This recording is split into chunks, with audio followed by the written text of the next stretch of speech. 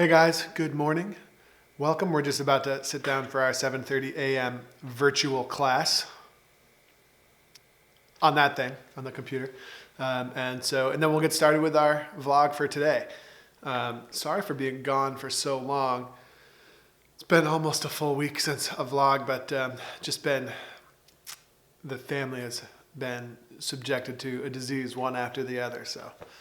I'm getting through my portion of that. And so hopefully we'll be back at it here. And of course, the cruise is coming up in a week, so we're super stoked about that.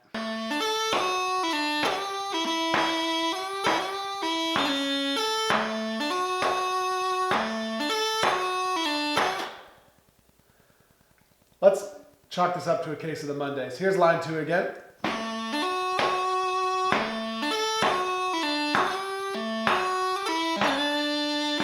Okay, so a couple of thoughts from what we've heard so far is we really are concerned with the 3 divisions of the beat that occur during every beat of 6/8. And understand that the 3 divisions of the beat is exactly the difference between a 6/8 march and a 2/4 march, or a common time march like 4/4s, 3/4s, and 2/4s, right? Those are all 2 divisions, and that's really simple, right? That's this sort of beat. 1 and 2 and 1 and 2 and 1 and 2 and 1, right? That's Scotland the Brave, that's Green Hills, even though Green Hills would be 1 and 2 and 3 and 1. Okay, now 6/8s are a whole different side of the coin where the divisions of the beat come in 3 parts.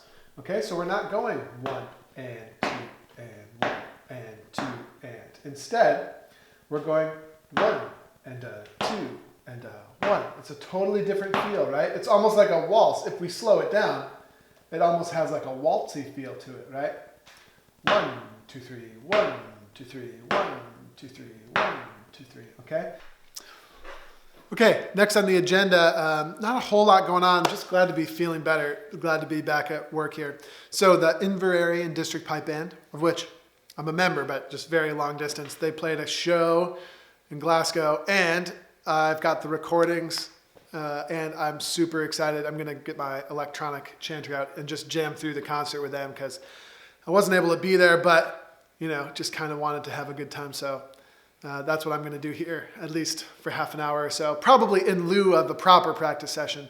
But it's still practice, right? Because I'm getting the material going, getting a chance to actually play through it with the group, which is pretty cool. So I'm going to do that now for a little while.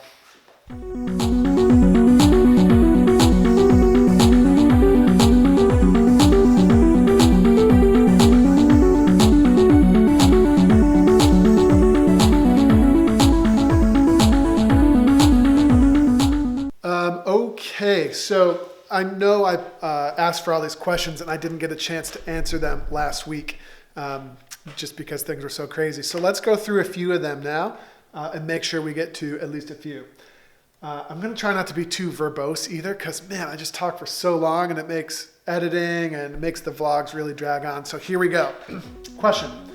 For the ones that have never competed, what is the process before playing competition?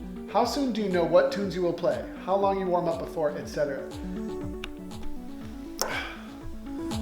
Sorry, that's too bright. There, I think that brightness is a little better. It's definitely going to vary depending on what level you're at.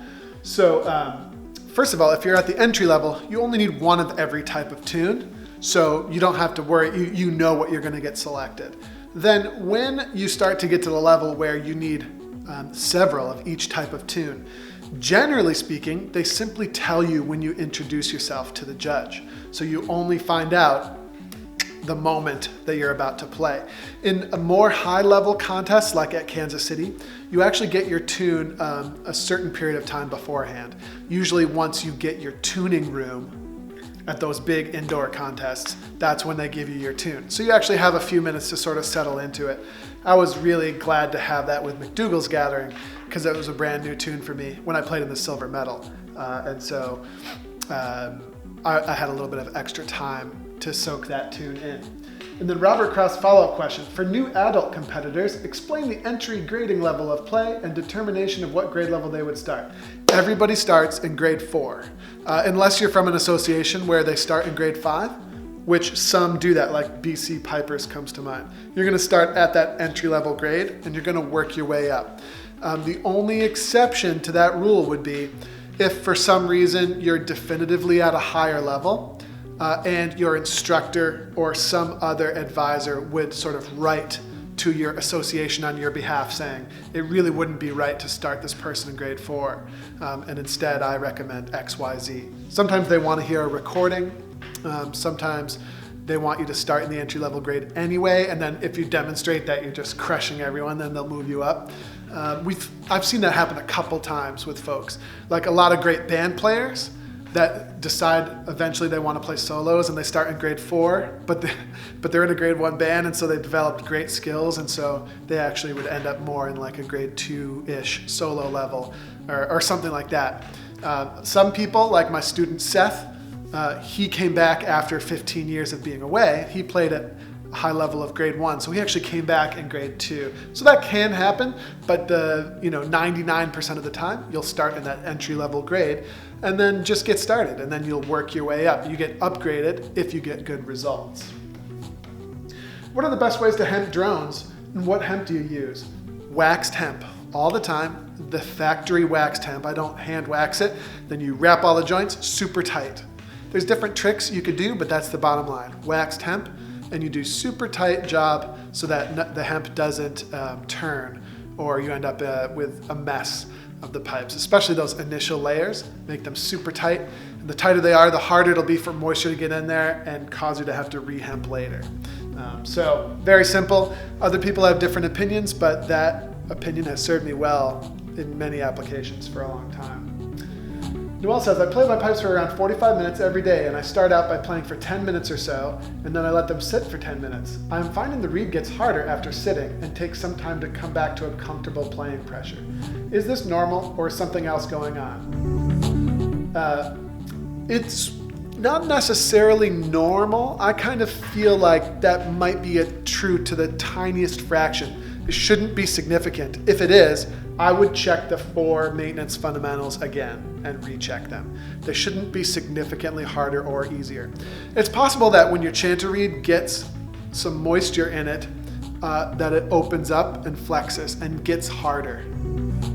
That is possible. However, if it were significant and your 4 questions of bagpipe maintenance, therefore your drone reed calibration was actually done as well as you can, if it was significant, it would shut your drone reeds off.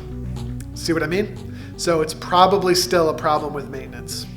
What are the best tunes to play for one embellishment? For example, when I use the College of Piping book, there's only one tune for one embellishment. Wouldn't it be better to practice scale and embellishments with a line of tune on this level so you don't have to play the same tune for days and weeks? Yeah, that's a great point. So what you're saying is if you're working on, let's say, a Terlewith, you should have tunes with lots of Terlewiths in them that you could practice. So there's not really any great tunes that have, just one embellishment in them that come to mind. There are some, like if you really want to master a D throw, playing tunes, there are some tunes with just tons of D throws in them. Here's what I would recommend. Find bits and pieces, find phrases of your tunes that contain those embellishments and play those phrases on repeat. It's not quite as satisfying as playing a full tune, but it's a good workaround, especially if you're like me and I hate doing exercises. I take pieces of tunes or parts of tunes that feature certain embellishments and I practice those, slow tempo, fast tempo, with the embellishments out, then put them back in, and then, play pieces, and then I sort of like get creative. And that keeps me interested long enough to actually develop those movements. What do you put into your tuning phrases before you compete or for final tuning before launching into your competition tunes? It's a great question. So before you compete, you're allowed a certain number of minutes. For the P-Rock, it's 4 minutes to play different tuning phrases and settle your pipes in. We've talked about that in previous vlogs. So what do you play during that time? generally, the generally accepted thing that you should do is play some simple slow airs or pieces of pibrox, like variations of pibrox, to get your pipes settled in. It's tempting, especially when you're so nervous, and I definitely did it a little bit too much maybe in Kansas, is you play all sorts of funky like things, like grips and burls, and you just try and get things going, and you have your little thing that you do, and it tends to happen really fast. What you want to do is settle yourself and settle the judges during that time. Play something soothing, demonstrate that your pipe sounds really good, demonstrate that you're relaxed and confident, and then you go into your tunes, right? So that's really the purpose, and that's what you should be thinking about. Think about super simple slow airs in the key of what you're about to play.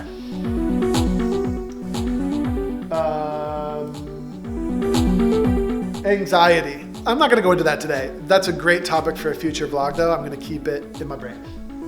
Moisture traps, pros and cons, which are the best? So trial and error. You have to figure out what are the best for you. I like a simple tube trap with simple holes in the back end. There's more detail to that I could offer. Let me see if I can find my water trap. I remember. I don't have a great water trap right now because I cut it up. Remember in a previous episode of the vlog, like a couple months ago, I cut it up to insert my trap dry into it. And that's what I use for my solo pipe, which is kind of very interesting. Sort of, place that trial and error point that I made. Okay, I'm kind of rallying. I had some coffee this morning. I ate what I usually eat in the morning, which I didn't do well last week. So my workouts were like really unpleasant. Just wasn't feeling good last week at all. Probably partially because I was getting sick, but also I definitely did not feed myself as well as I wanted to. So I think I'm ready to head off towards the gym and wrap some things up. And then this afternoon, I've got some odds and ends to do around the office. And that's where we are so far in the day. It is surprisingly hard to walk right now. Whew. After that workout. Pretty nice day. It's very cold, but feels good today. So just gonna get a little bit of lunch from the local joint and get back at it.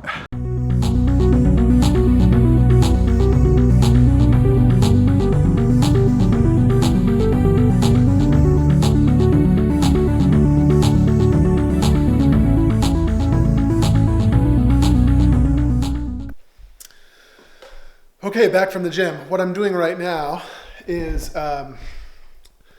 updating. Well, I enrolled for Oban and Inverness, and I'm updating my prizes won on the CPA website, just so that I have a more complete record. So I'm adding in the Kansas City Silver Medal, which is a great addition. And what they have there is CPA is Competing Pipers Association. It's sort of an international thing, and it's how they grade professional pipers for the big contests in Scotland. So I used to be A grade in light music, and I very briefly made it to the A grade in pibroch, but since I've taken so much time away from the big leagues, so to speak, I'm back down to a B, which is great. I'm going to try and work my way back up here as we continue, but that's sort of what I'm up to today. It's sort of like getting things rolling a little bit. For the record, I'm not really all 100% confident I would be selected to compete at Oban and Inverness this year, but I just want to get my name in there. I got a really good result at Kansas, and so that's what I'm doing right now.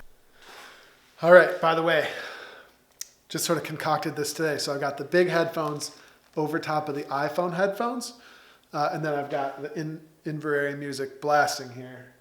I'm just doing more reps on the MSR now that I have a really good recording of the new MSR. So anyway, getting lots of practice in there today. Actually pretty stoked.